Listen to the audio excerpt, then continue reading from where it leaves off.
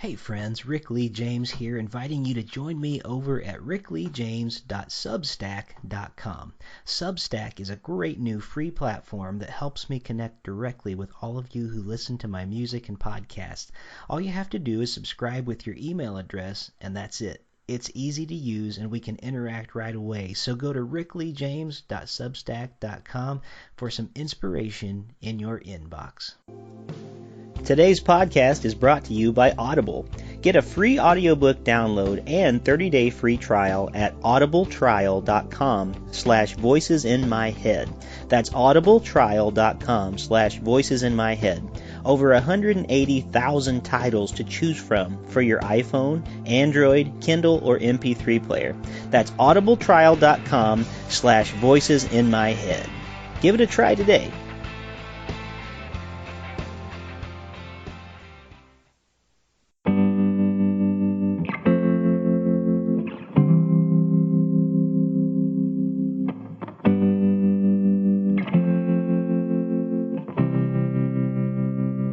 Welcome to Voices in My Head, the official podcast of me, Rick Lee James. I'm a recording artist, a singer, a songwriter, an author, a worship leader, and an ordained minister in the Church of the Nazarene.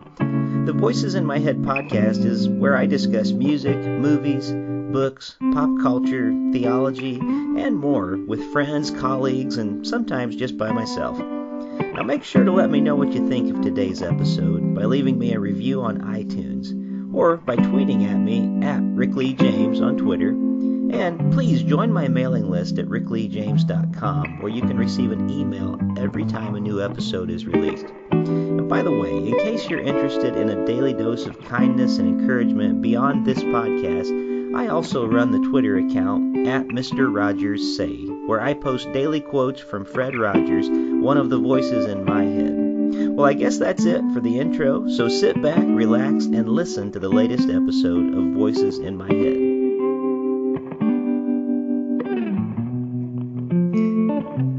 Welcome back to Voices in My Head. As always, I'm your host, Rick Lee James, and I'm so glad that you're here with us again for what I know is going to be a very good and very important conversation today.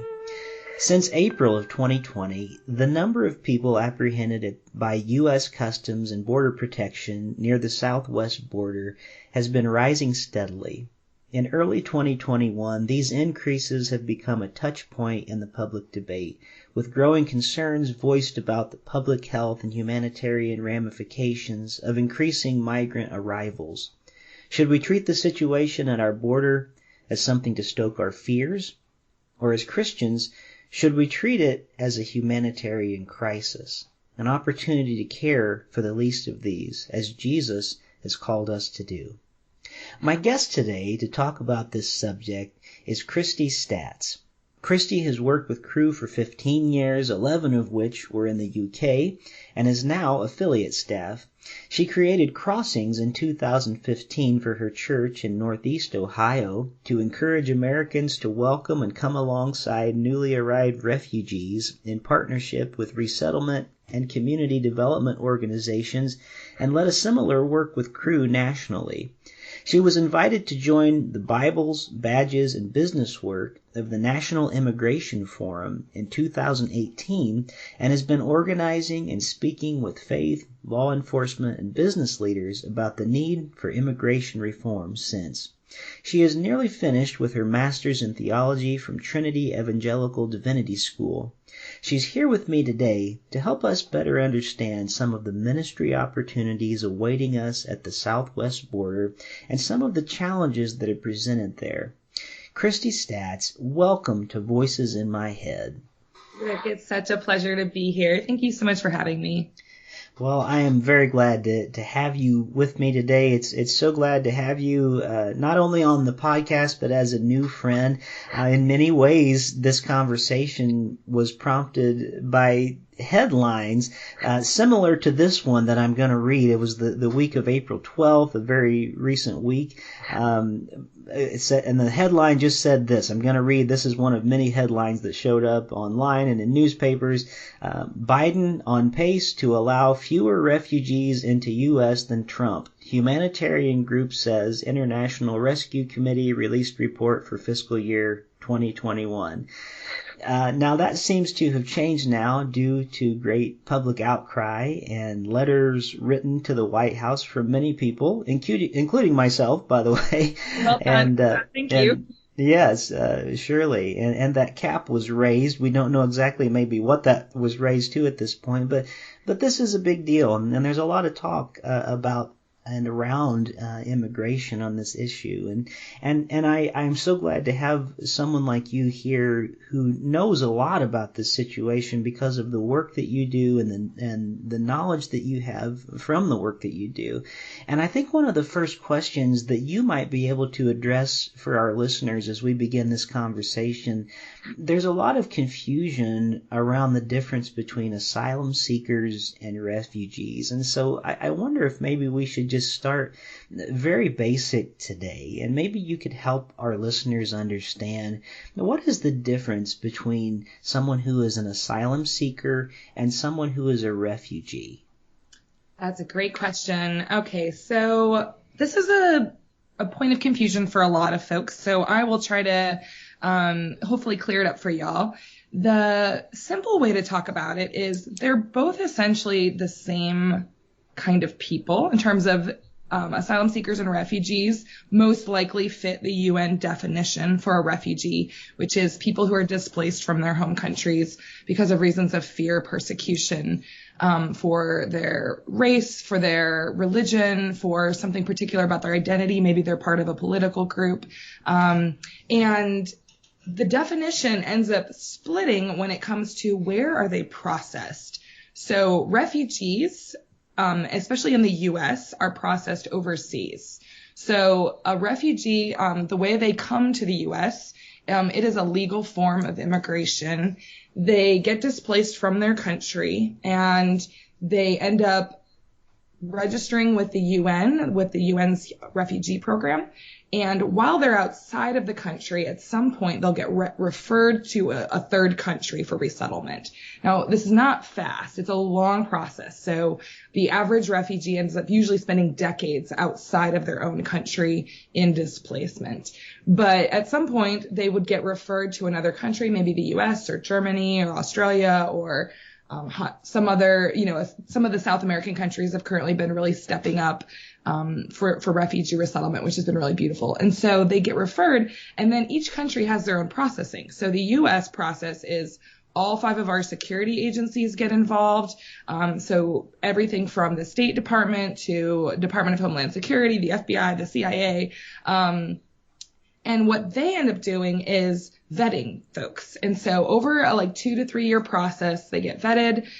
They get given the ability to come to the U.S. And so they get flown here by the U.S. government. So if someone is a refugee and living in your city and they use that term, they actually signed a promissory note to the U.S. government that they would begin paying back their travel loan within 6 months of arriving. And so when they arrive, they are here with permission to be here. They usually get resettled in a particular city through one of the U.S. refugee resettlement agencies. So things you may have heard of like World Relief or Lutheran Family Services or Catholic Charities. And they have permission to begin working their first week here. So the purpose of the resettlement agencies is to help get them on their feet as quickly as possible, build their ties into the local community, and they get a social security number. And I mean, they are in debt to the U.S. government. They have to start paying that back. And so that's how a refugee arrives. So I live in Akron, Ohio. So all of our refugees that came from Bhutan or the Congo or Afghanistan, some of our local populations, that is how they arrived. An asylum seeker, and this is not what people usually think. So sometimes we will hear terms like people coming to the border are illegal. Actually, asylum seekers are not illegal, but the way that an asylum seeker comes is they cannot apply for asylum outside of the country. They can apply for asylum at a port of entry at the border, or once they are already in the country that they are going to, they can ask for asylum. And these laws were created in 1951. The U.S. helped create them globally. And then we have our own kind of clarifications on them. But they were a response to World War II and all of the refugees and asylum seekers who were fleeing and still displaced after the war. And so asylum seekers, it's a lot harder of a process. So they're not guaranteed that they're going to be able to stay or that they necessarily fit the definition. So one of the tricky things is, so as we're looking at our southern border, there's a lot of folks who are coming to the border and they are presenting themselves at ports of entry to Border Patrol, and they are asking for asylum. It will be a long process if they get put in the asylum proceedings before it's determined whether they qualify. And so poverty is not a qualification for asylum. So folks who are leaving, for example, Guatemala, which the coffee industry tanked economically globally, and coffee prices went way down a few years ago. And so farmers who had their coffee plantations and farms and were sustaining their families that way no longer were feeding their children because the prices of coffee were so low. A lot of them are coming to our border and asking for asylum. They technically, a lot of them will get turned back because poverty is not a reason for asylum. But those who are fleeing violence based in El Salvador or Venezuela, as the whole country has collapsed, a lot of them would qualify. And if they get put in asylum proceedings, they can't work. It's a much slower process. Usually, historically, we would put an ankle bracelet on them. And about 90% of asylum seekers end up attending their asylum hearings. They want to be known. They want permission to be here. There is about 10% who don't. Some of that actually is because people want to disappear, but actually a good portion of that ends up being because of lack of communication. So there hasn't been translators involved. They've moved house. They haven't received the notification on where they're going to go to their asylum hearing. And so a lot of that ends up being because of those reasons. Okay. That clarifies a lot. And maybe you could also clarify for us, usually when people are listening to the news, they also, I think, get all of the asylum seekers and refugees all lumped in the same category with who also get referred to as just illegals. And could you also maybe specify what that means as well? Because I think even that maybe is a misconception for a lot of people, because I think a lot of people are thinking, well, those are people that like jumped a fence or did something, that came in the country. Could you explain to us even what maybe is meant a lot of times by a term like that, by an illegal? Yeah. So our country, we do have 11 million approximately undocumented people in our country who are not here lawfully. I don't use the term illegal. So I'm an evangelical Christian. My worldview is completely shaped by scripture and how God talks about us, as well as across the Bible, how God refers to the stranger or the foreigner and how we should care for them. And I don't see that keeping with the idea that we are image bearers, and that God has called his people in the Old Testament, New Testament to welcome the stranger.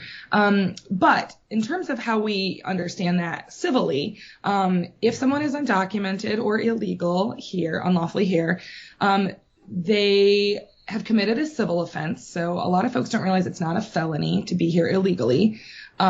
Most people who are here unlawfully are not here because they crossed our southern border. And that is probably one of the biggest misnomers I hear.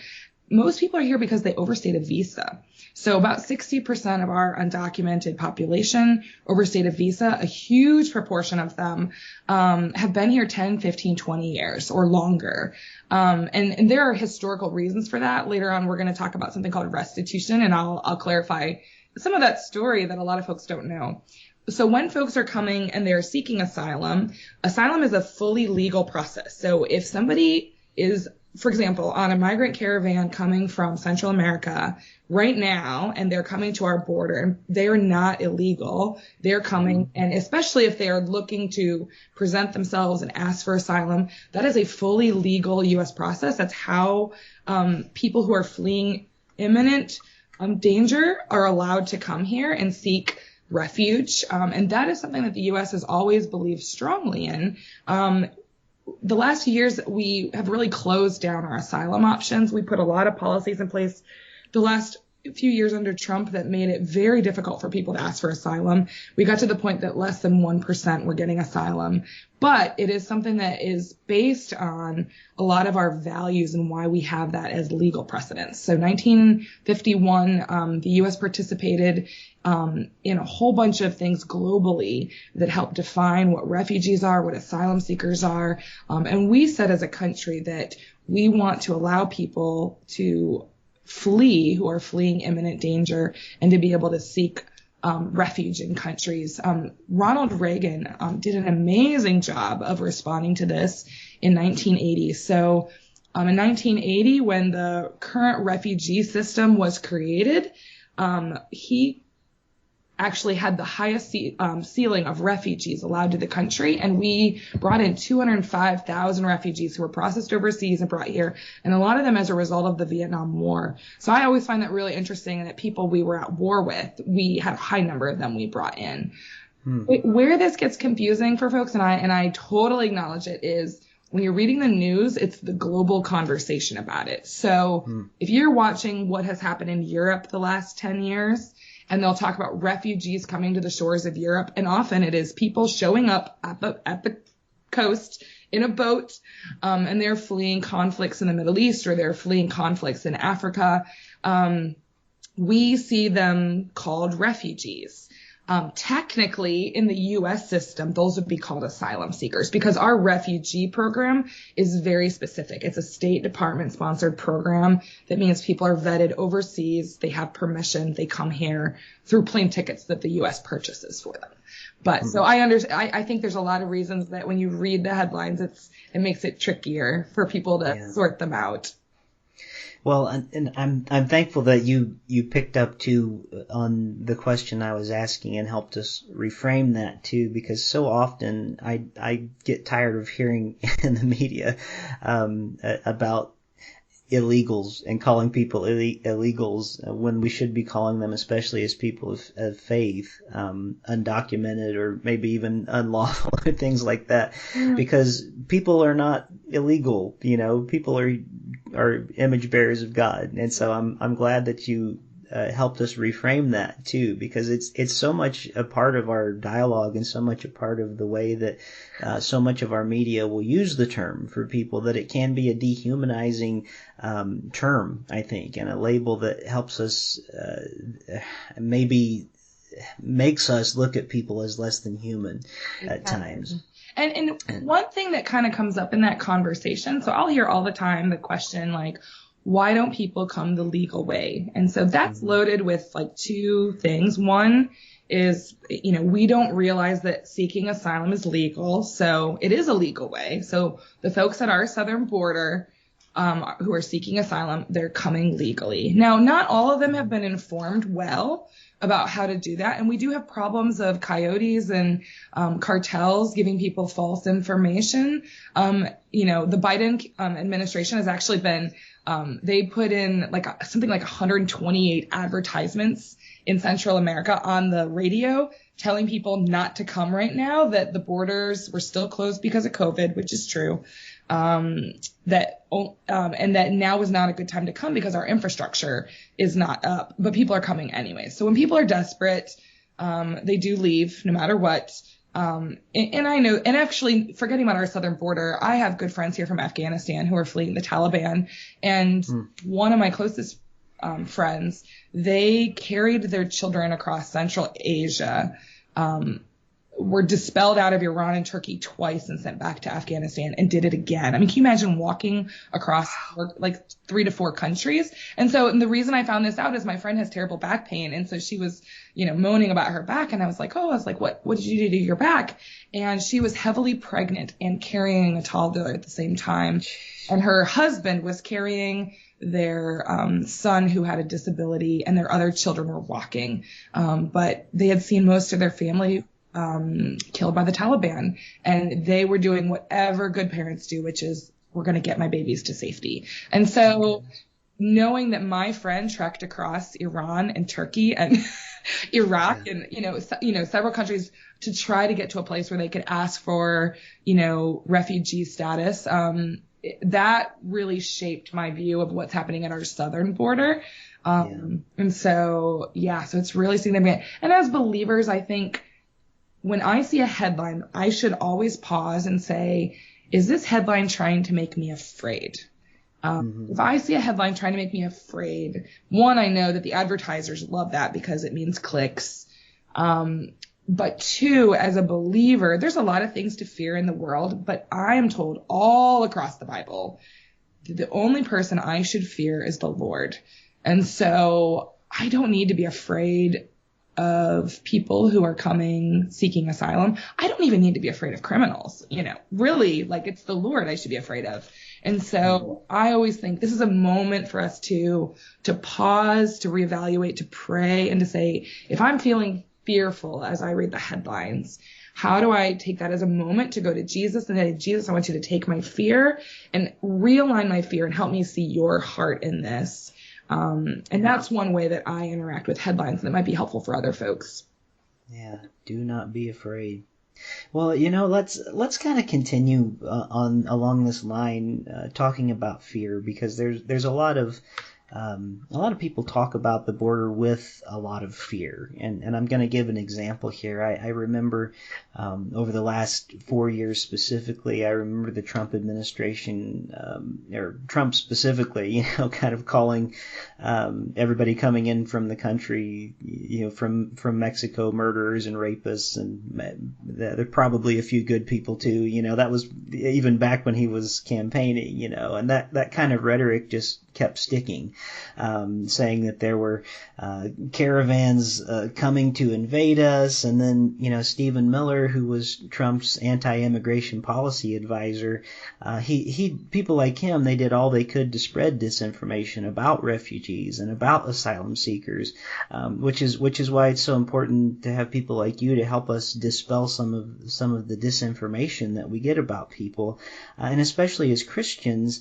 That's always the wrong way to approach talking about people, not just people at the border, but just talking about people, because we should be talking about people as image bearers of God, and you already referred to that a bit today. And just because we're talking about people at the border, that shouldn't make a difference in the way that we refer to people who are image bearers of God and people who are made in God's image. And yet we so often devalue, I think, life, and especially people who are such pro-life people like evangelicals. It seems like the border is that one place where we tend to devalue life so often, and it didn't seem to matter, just because I say in parentheses, I guess, so to speak, hand quotes, our guy was in office, so to speak, at that time.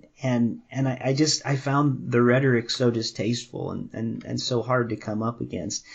I wonder if you found some helpful ways, in the work that you do, and because you're a Christian, some helpful ways to help us know how we should be talking about situations like this, and ways that we can be talking about people at the border. You've talked about it a little bit today, but have you found that there are sort of like trigger words that you hear now that you go, oh, when I hear that, I just want to say, no. Instead of that, say this. There's those books out about food, that were really popular for a while that were like, I forget what instead of this, eat this, like that. Are there some helpful ways in your mind, like maybe some of those words and phrases that as Christians can help us better see our fellow image bearers as people created by our loving Creator, our Heavenly Father, helping us to see those at the border and those who are refugees and those who are immigrants and asylum seekers, and helping us all be able to see each other in the image of God in better ways. I just wonder if you would have any helpful thoughts that can help us with that today. Yeah. So I mean, I'll say one. Yesterday, I was on the phone with Representative Brad Wenstrup's office, and the reason why I was talking to some of his staff were he went to the border last week with the GOP Doctors Caucus, and his comments to a paper when he was done was, "This is a humanitarian crisis," and I was like, yes, it is. So I was just so encouraged, and so basically their office, we were talking about solutions that my work has, that some of our partners on the ground are suggesting, and him as a lawmaker, would he consider those? And so it is a humanitarian crisis if people are living in rough sleeping tents outside of our border for 1 to 2 years. In cartel territory, nevertheless. Like northern Mexico on the east side is really heavy with the cartels.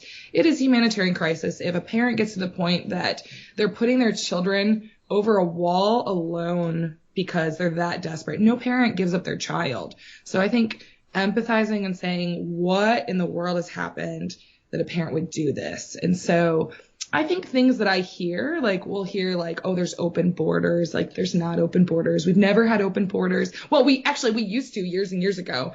And when we had open borders, fully open borders, there's this really interesting study that was done between two sociologists between the U.S. and Mexico, and between the 60s and the early 90s. And when it was a completely open border, our net was 0 in terms of immigration, which is not what most people expect. So we had lots of men who would come seasonally and work our farms, and they would leave. And at the harvest season, they would have big parties back in Mexico. It was mostly Mexican. And in November, there was, a harvest season parties where they were reunited with their families, and they would come seasonally. And when we began to militarize the border, instead of keeping people out, we actually started keeping people in. So because people didn't want to be separated from jobs or their families permanently, the whole family started coming. And so, folks need to dig into our history a little bit better. I'd say, start with centering yourself in scripture. So, go to the Evangelical Immigration Table. They have a great series of Bible studies you could do that go through the whole of Scripture, looking at how we should care for and respond to the foreigner amongst us. And one of the things that's always stood out to me the last few years as I've done study of what does the Bible say here is the Bible has a really significant emphasis on what some theologians call the quartet of the vulnerable. So the poor, the widow, the foreigner, and the orphan. And you see these four cared about all the way through the Old Testament. In fact, that is some of why God judged Israel and had them, taken away by the Babylonians, was they were forsaking the Lord. And some of how they're forsaking the Lord was it was coming out in their neglect of these populations. And so the Lord thought it was idolatrous. And then you move into the New Testament in Matthew 25, where, Jesus' warnings about hell are, if we don't take care of all these vulnerable populations, it's like we're doing that to him.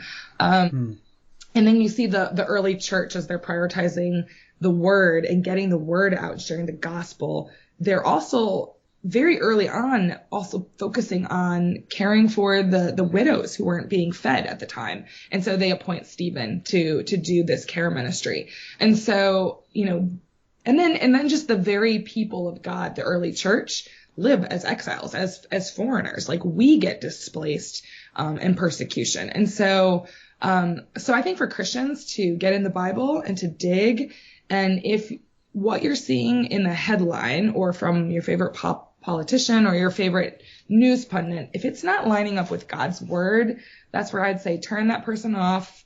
If they're calling people illegals, if they're trying to incite fear in you. The other thing that's really useful, so it's like know our history, get in the Bible, turn away from voices that are trying to demonize people who are image bearers. But the third one is just, really practical, like safety statistics. So I'm a nerd and I read FBI statistics frequently, which is a strange hobby. I'm really interested in the FBI and I like their work. And so one of the things you could pull up is things like the safest cities in the country and what, as we've talked and demonized the border. Now, my mom is from the Rio Grande Valley, which is like the McAllen side of the Texas border. And there's parts of that that are very unsafe. Like the cartels there were not a safe element to be around in that area of the country. But what most folks don't realize is El Paso, is listed in one of the safest cities in the country. So El Paso, Texas, I'm going to stumble over my words, I believe it was 2019, was number 5 in terms of safest metro cities in the country. Now that's really interesting, as in 2019, there was a lot of rhetoric at how dangerous the border was. That was the year that we had all of the words about invaders. Human beings fleeing violence themselves are not invaders. They're people that we should be giving hospitality to. But El Paso itself, is considered one of the safest cities according to our own data. And so, dig around and look at what DHS and what the FBI has in their statistics. We work with, in my work with the National Immigration Forum, we work with a whole network of police chiefs around the country. And one of the things that is statistic from the FBI, and I've found this agreed upon by the police chiefs, is that immigrant neighborhoods in the country are safer than native-born neighborhoods. Now, this isn't because immigrants are holier and more innocent, but honestly, it makes sense. Like, if you are here on a visa, you could lose your visa if you commit a crime. If you are here undocumented, I mean, you don't want to take any risk that you are going to. So data-wise, immigrants are safer.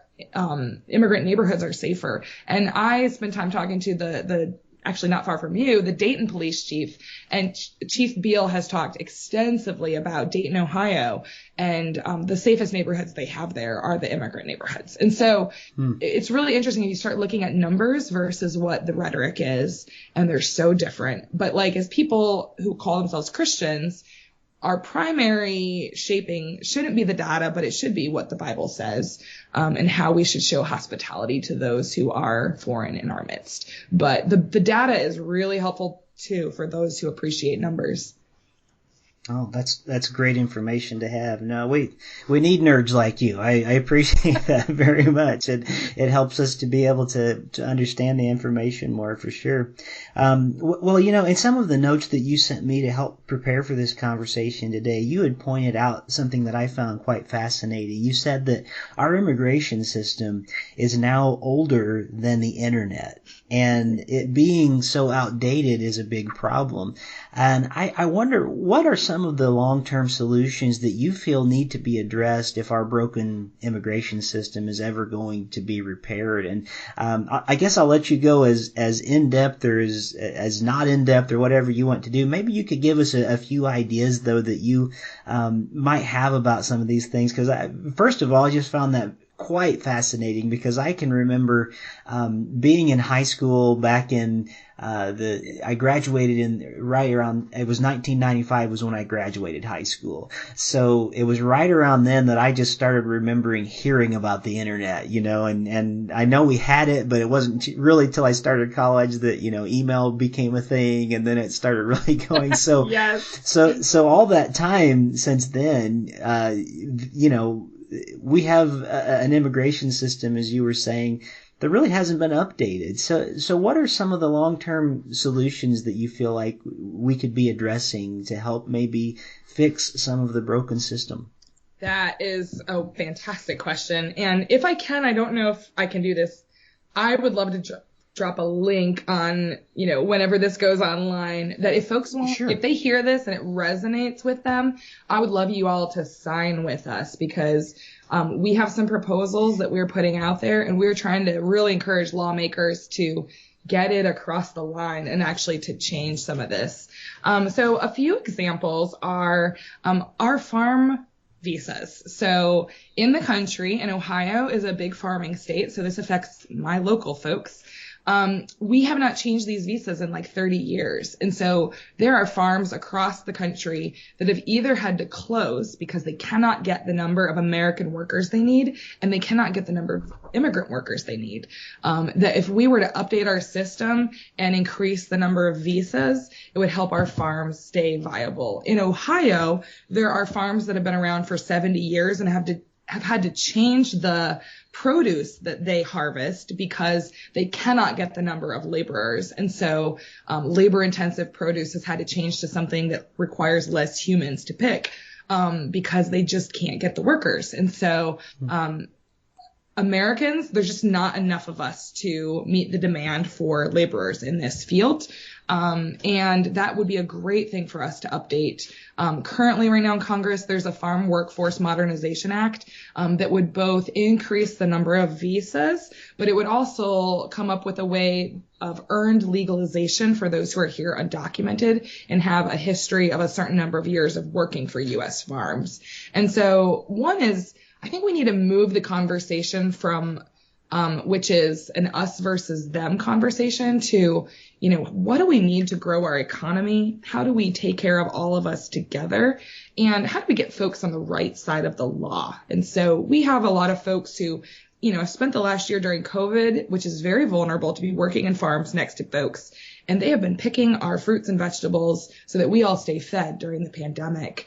And, what would it mean for us to update this 30-year past date system so that folks who are here undocumented, that have been sometimes the only workers that farmers can get on the right side of the law, but also a lot of farmers don't want to take undocumented workers. So I talked to folks in Ohio who, they've struggled to get legal workers, and it's been very, very difficult, and they've had to, close down operations because of that. And so how could we, update that visa system? Another one is dreamers. So dreamers are a population of folks who are now adults. Most of them are in their 20s and 30s, who have been in the country because their parents brought them unlawfully, or they overstayed a visa. Or some dreamers, and people don't realize this, some dreamers, their family came on a legal visa, and at some point the paperwork wasn't attached to their parents and it made them undocumented. When that happens in our country, there's no way of fixing that legally. So you have folks through no fault of their own, or even their families, are undocumented. And so 20 years ago, a bill was brought into Congress to address these folks who, if they don't get resolved by Congress, they could get deported from the only country they know. And that bill has now been brought to the Senate floor 128 times by Senator Dick Durbin, and we still have not passed it. Dreamers have support of like 85% of the country, including most of Congress, and we still haven't done it. So there's folks like that we need to do, but then across the industries in the country, from tech to doctors, our rural communities really struggle to get the number of medical professionals they need. So if we're going to stay viable and competitive as a country, if we're going to make sure our own Americans are cared for health-wise, we need to update our legal visa system in a whole bunch of industries. Some of them are things like, skilled labor, like farm workforce, and some of them are more highly skilled, your doctors and folks who've had those kind of degrees. But we need an update of that whole system in order to stay viable. And then the other thing is, it's like, what do you do with our 11 million undocumented? So I said this earlier, like, we have 60% of them are overstayed a visa. It's a misnomer that people think it's mostly Mexican. There's folks from every country you can imagine in that population. And so one of the things we've talked about doing, so I work for the National Immigration Forum. I'm also, as a Christian, part of the Evangelical Immigration Table, which is an organization that is more like a a collaboration of organizations. So it is an affiliation of about 9 different evangelical organizations, things like World Relief, the Wesleyan Church, the ERLC from the Southern Baptist Convention, Bethany Christian Services.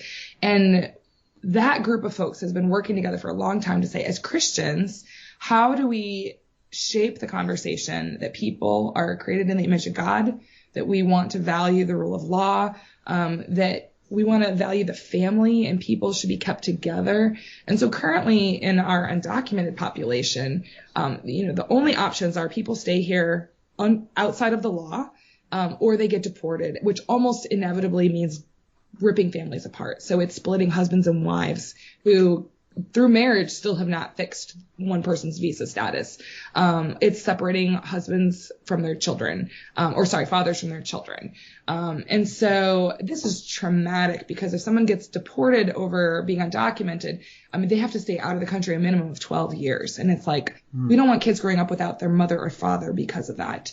And so the options we've been given is mass amnesty or mass deportation. And it's like, that doesn't satisfy most folks in the country. Mass deportation is quite cruel and would really rip apart a lot of families. And as a Christian, I believe that the family unit comes from the Lord, and we want to keep families together whenever possible. And so a third option that all the organizations that are part of the evangelical immigration table have proposed is restitution.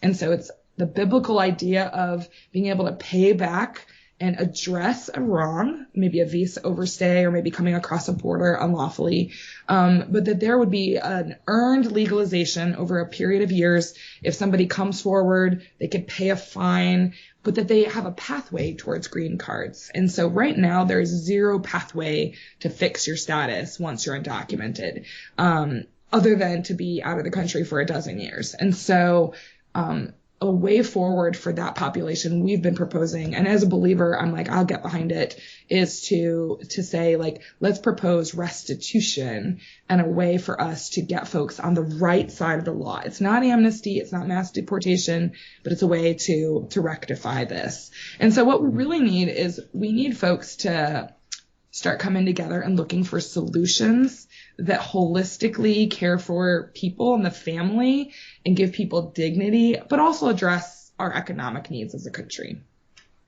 Very good. Well, thank you for addressing those things.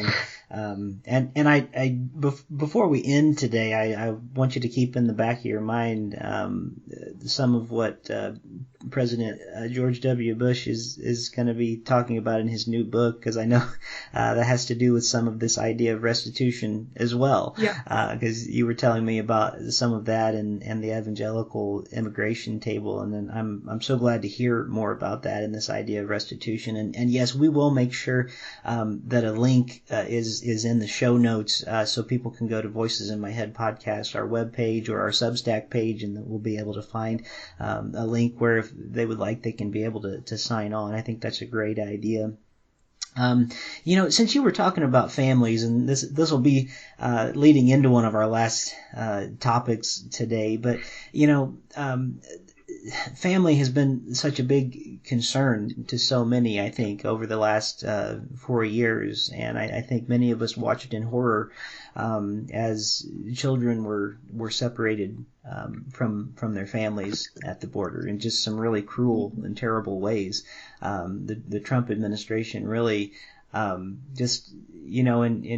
we've always seen, people that were detained in different ways, but it was just taken to some new and cruel levels, with infants being ripped from their mother's arms and children being taken away, and now going on years now, children still not being reunited with family members, and in some cases, from what we're hearing, not even having any way of knowing how to get them in contact with their family members again, because such poor records were being kept. And so I wanted to ask kind of 3 questions about that maybe you can help our listeners understand, because I think this is something that a lot of us are concerned about. And when it comes to children especially, I think all of us have a really soft and aching place in our heart, for sure. sure. And so the three questions I'm going to ask you, I'm going to ask them all three right in a row, but then I'm going to go back and let you kind of answer them one at a time if you could today. But I just kind of want you to have all three of them kind of on your mind, if that's okay. The first one is this. First of all, what is happening to unaccompanied children when they arrive at the border? Because we're hearing a lot about that right now. Also, are children still being separated from their parents if they are accompanied when they're coming to the border right now? And then the hundreds of migrant children that were separated from their families under the Trump administration, are they being or have they been reunited under the Biden administration at this point? And if so or if not, what do we know is being done to make sure that they are being reunited? So maybe we'll start with that first question. What is happening to unaccompanied children when they are arriving at the border? Yes, so there are a couple things that we should know policy-wise. So the first is that there were about 40 immigration policies that were passed, maybe more than that, maybe 50, in the last year under the Trump administration related to asylum and the border. And so our border has been completely closed for a year. We had more policies even beyond just the pandemic year. And so we had some things one was called MPP, which is instead of asylum seekers being able to wait for their asylum process in the U.S., they had to wait in Mexico. And so they basically ended up in makeshift refugee camps outside of our border in northern Mexico. And at one point we had something called metering in place under the Trump administration, which is people would try to come and ask for asylum, and we put our border guards on the Mexican side to prevent them from coming in. So that they couldn't ask for asylum. And so all of that meant in the last year, because of the pandemic plus all those other restrictions, like no asylum seekers were coming. So when President Biden took office, there were some things that remained from the Trump administration. So effectually, what most folks should know is that the border is still closed. So he's not removed all of those policies. He did remove MPP, which is the Remain in Mexico policy. And so the refugee camps that we had at our southern border, they began to dissolve them over the first couple months of his presidency and allowed those folks who already had a number, were already in the camps, to come in and seek asylum. So some of the folks that were coming, that have kind of came into our system that we've had to deal with were those. Separately, seasonally, we always have folks that come to our border in the form of either economic migrants or refugees, seeking asylum. Every February and March, it's immigration season at our border. So that was already coming. But when you couple that with the previous president's rhetoric was quite bad. And this one was saying he didn't want to continue that rhetoric and that we were a nation that would be keeping our humanitarian laws. So there was a spike anyways because of the administration change, which is actually normal. So whether it's Democrat to Republican or Republican to Democrat, there tends to be a spike at those changes. But then you couple it with, there were definitely folks who thought, oh, this will be the nicer guy, I'll come. So that increased it. And then at the same time, you had several hurricanes that really displaced a lot of folks at the end of the winter in Central America, especially Honduras. And so all of those kind of coupled together have caused us to have a larger swell than normal this last month or two. It's pretty comparable to 2019. So if you think 2020, we were really low because nobody could come. So our numbers are actually quite comparable to 2019. So all that together has affected folks coming to the border. So we removed Remain in Mexico, the MPP policy, and those folks were allowed to come in. We left in place Title 42, which Title 42 meant that people could not come in and seek asylum, new people, because of the pandemic. But we removed one part of Title 42. So for the last year, we expelled any unaccompanied minor that wanted to come. We sent them all back to Mexico. So the Biden administration said, we're not sending kids unaccompanied back to Mexico. So every year we naturally have a flow of children that come to our border. And this is something I think the natural response should be we mourn. We mourn that any parent would allow their children to flee getting recruited by a gang in Central America and send them on a dangerous journey across Mexico. And that happens every year. So some of the unaccompanied minors we've had coming to our border have been kids who actually traveled on their own, or they traveled with a caravan, but without their parents.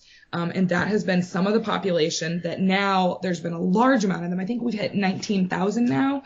And so that's where we don't have the facilities in place, which we should. It's not politically nice, but every year this increases, and it has been doing that for 20 years. We should have permanent facilities that are ready to receive children, but we don't, because it looks like you're expecting it, and that's not politically nice for either party. Just as a comment.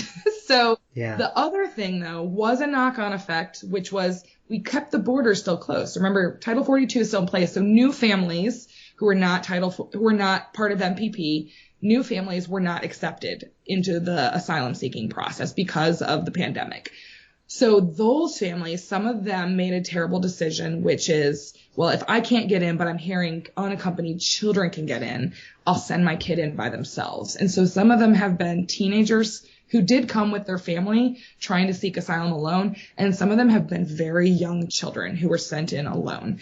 And so that is tragic. So that's kind of where we are with now. And then there's been this rush to figure out normal process is that they're in Customs and Border Patrol less than 72 hours, and then they get transferred into Health and Human Services, where they get put in homes or foster homes or like their custody until they figure out how to either reunite them with family that already exist in the U.S. or, reunite them with family outside of the country. And it's just a slow process because of the vetting. So that's kind of where that part is. Okay. Well, so that really kind of answers my question about, if children are still being separated from their parents when they are coming in, because families are not coming in, I think is what you're saying. Am I hearing you correctly? Because of the Title 42 is, I think, what you said? Yes. So new families are not coming in. We are letting some particularly vulnerable families come in that weren't part of the refugee camps remain in Mexico. It's very few. So we have let some whole families in if there was some particular vulnerabilities about that family unit.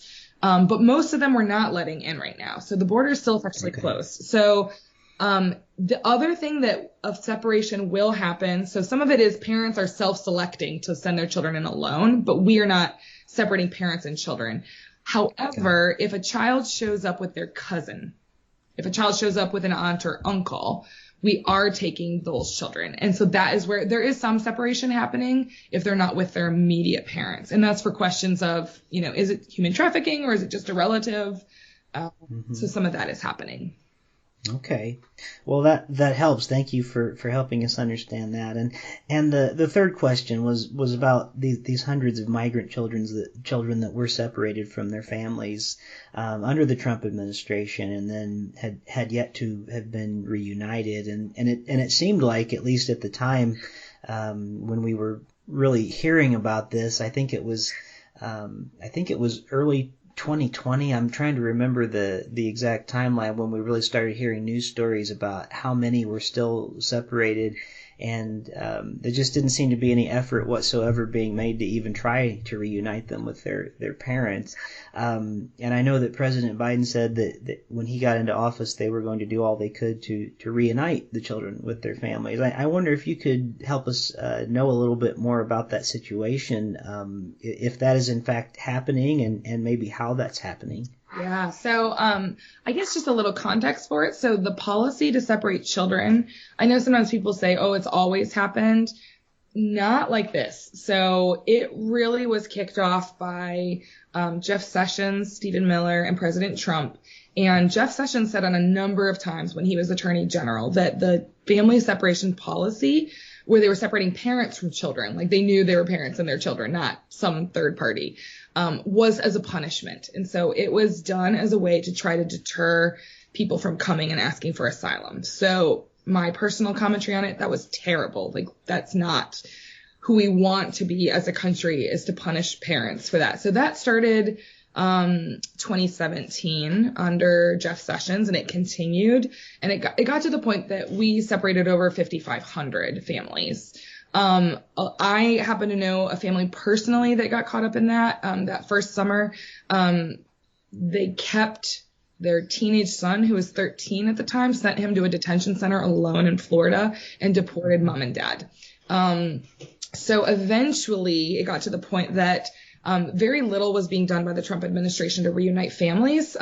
Customs and Border Patrol knew this was a huge problem, so they actually approached a ministry in Southern California called Home for Refugees and said, we know that this has happened. We haven't been given any resources to reunite these families. Could you help us? And so there's a kind of World Relief Branch ministry in Southern California who in 2018 went and were trying to find these children and where their families had gone. And I mean, like a small time operation. So they ended up bringing 29 of those families together. I mean, bringing parents back from overseas, finding where the kids were in our system who had been at that point separated for about 9 months.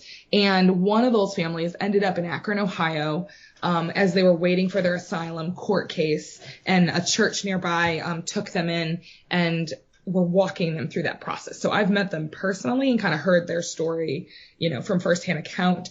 By the time President Biden took office, it was down to about 650, I believe, were still separated. And so he created a task force in the first month of his presidency to focus on finding those parents and their kids. I mean, some at this point had been several years. And so so far they have reunited over 100 of these families. So there's still about 500 or so that need to be reunited, but they've been doing the due diligence of figuring out where are the kids in our system, where's their parents, what country do they come from. So it's been a slow task. It's not done yet, but they are working on that, which is good. Wow. Well, thank you for updating us on that. I know that's been a big concern for many of our listeners and for me as well. And so some of the most heartbreaking things that I remember hearing just in radio interviews and things like of that nature was hearing some of the families that took some of these children in who were doing their very best to help in situations like these when families and children had been separated. And I remember some of them on the radio being interviewed saying, these children were so afraid and said, we were trying to do our best to comfort them and help them. And yet, you bring them in, we're bringing them into our home. And that they're just terrified. We don't know how to contact their families. We don't know how to call them. And, what do you say to a child who is in a strange land with strangers in their home, even with people who want to love them and want to help them? And, yeah. Just heartbreaking stories like that. And, I'm so glad to hear that there is a lot of work being done, but it sounds like there's still a lot more work to do in that area to try to get the families reunited again. What a mess to be recovered from, and I'm glad to hear that there are churches involved in being a part of that, and as they should be, and I'm so glad to hear that as well too. Sorry, go ahead. No, you go ahead, please.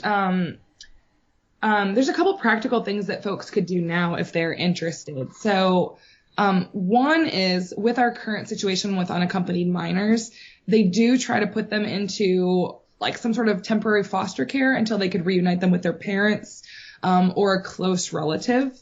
And as they're figuring out where they fit in the asylum proceedings, if you are in a city that has Bethany Christian Services, Catholic Charities, Lutheran Family Services, a lot of the children end up in these organizations, and they are looking for foster families that they could vet who would take in children for temporary periods. So that's one way practically if you're in one of those cities. Another thing is, I'd really encourage you to call your senators right now. There's legislation in the Senate about fixing dreamer status, about farm workforce and updating that system, about addressing the undocumented, and to tell your senators that you would love to see fixes to this. Or I'll send you the link about, holistic immigration reform that folks can, contact their legislators about, because it makes a huge difference. So last week, The Biden administration had walked back one of their promises, which was they were going to resettle more refugees. And they had said 62,500, because we had hit our historic low this last October. And then they said, oh, just kidding, we're not going to do that. And there was such an outcry from people around the country, and a lot of them were Christians, a lot of them were evangelical Christians. On Friday alone, they put out the statement that they weren't going to raise the ceiling. And then about 5 hours later, they walked it back and said, oh, we will do it in May. Now, it's not done yet, so we still need to put pressure on them. But that's where, contacting the president or your legislators and saying, hey, this is how I expect our country to behave. We need to help folks get on the right side of the law. We need to care for children. We want to be a place for the vulnerable. And they listen when we do that. Yeah. And if there's one thing that our leaders don't like, it's when we contact them. So that's kind of a. You contact them. They do that.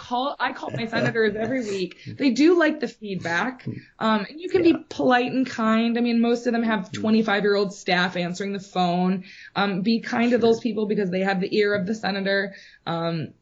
But also, they don't like bad press. So if you write an opinion piece to your local paper and say, hey, we want to resettle refugees, and why aren't we doing it?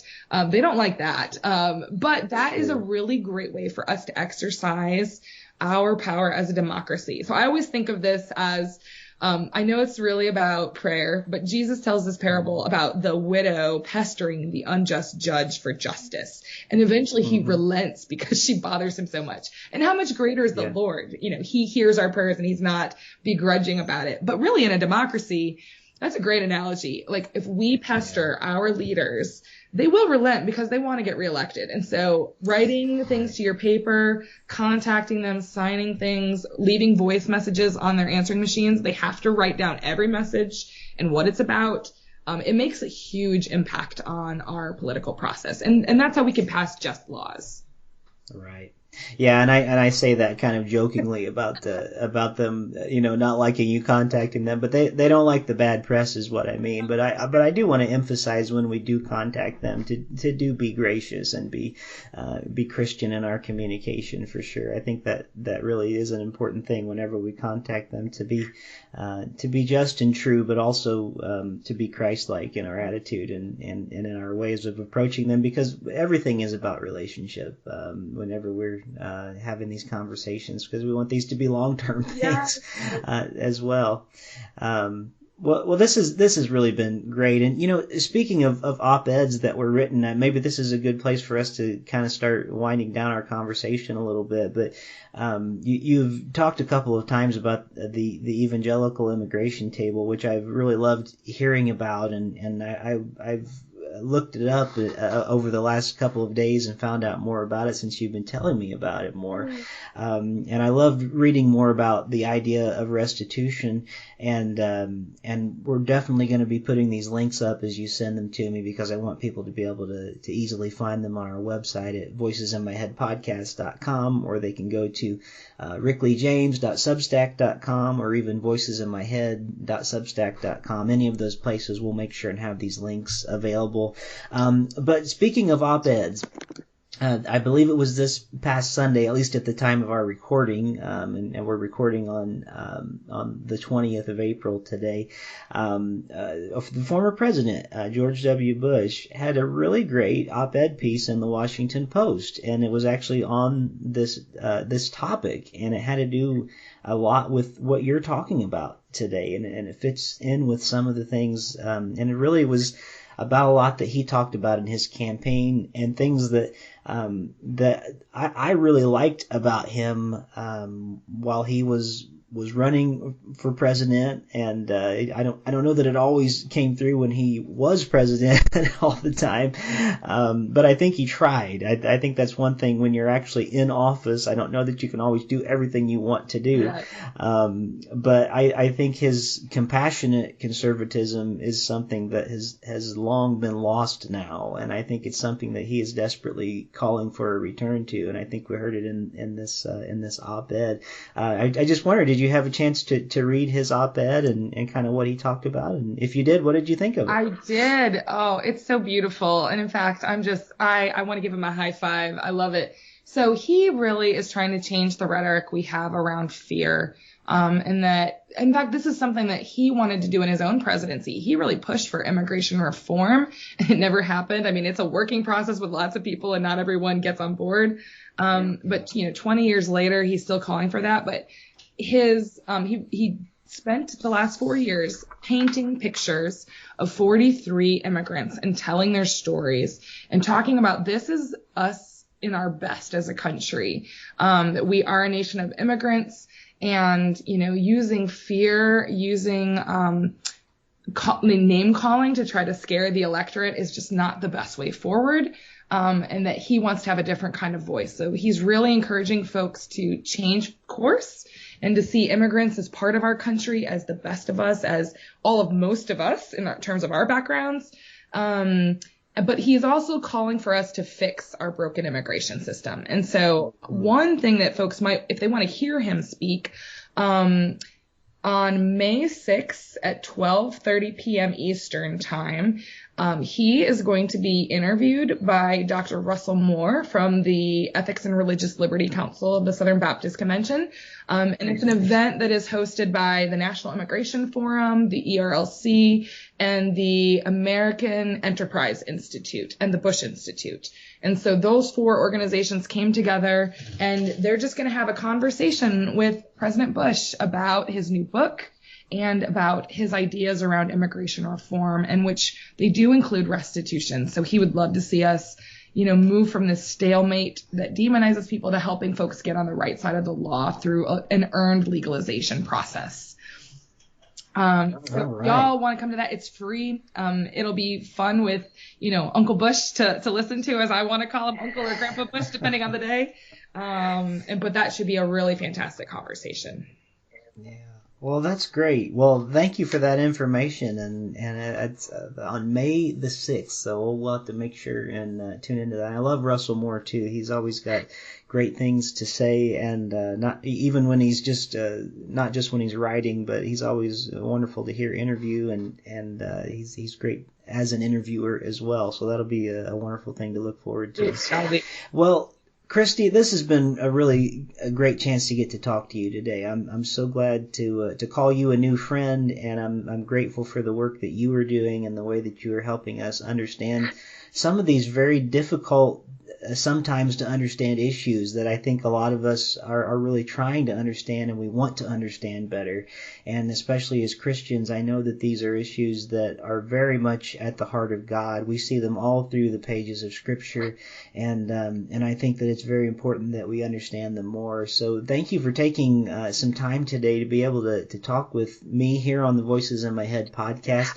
I just wonder, before we end our conversation today, is there anything that you really wanted to talk about today that we didn't have a chance to touch upon before we end our time together? Oh my goodness. Wow, we covered so much. I think I probably said it all, but I would say, you know what? If you're in a community and there are immigrants, try to make friends, because I am so encouraged by the Lord who reached out and lived among us. He didn't have to do that, but that's our salvation story. And when people come and live in our neighborhoods, for us as a believer who has experienced the greatest hospitality ever by the Lord, who has shown us, adoption into his family, what does it mean for us to model that and reach out to other folks, get to know them? I've probably gotten fatter because of all my immigrant friends, because they all want to feed me so much amazing food, especially, oh man, Syrian food is out of this world, and Afghan food as well. And Iranian food. It's all the food. But, for you to think about like who's around me, who's in my community, is there an immigrant church in another language that I could get to know, and say hello. And I think, that would help us as well dispel a lot of the fears we have, is to just engage ourselves with other communities, get to know them. Well, this has been a great time today. Thank you for being so generous with your time today. I'm proud of you and the work that you're doing. Christy Staats, thank you for being one of the voices in my head this week. Such a joy. Thank you. Thank you for joining me here this week on Voices in My Head. I hope you'll visit me on my website at rickleejames.com, where you can find out more about me, get my music on vinyl and CD, follow my blog, and even schedule me for a concert or a speaking engagement. Better yet, even a book signing in your neighborhood. You can find all that and more at rickleejames.com. Also, it would mean a great deal to me if you could write a review of this podcast on iTunes. The more positive reviews that we receive, the more visible this podcast will be online. And now for the benediction.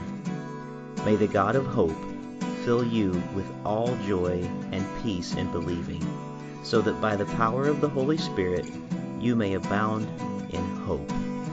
God bless you, and thank you for listening to Voices in My Head.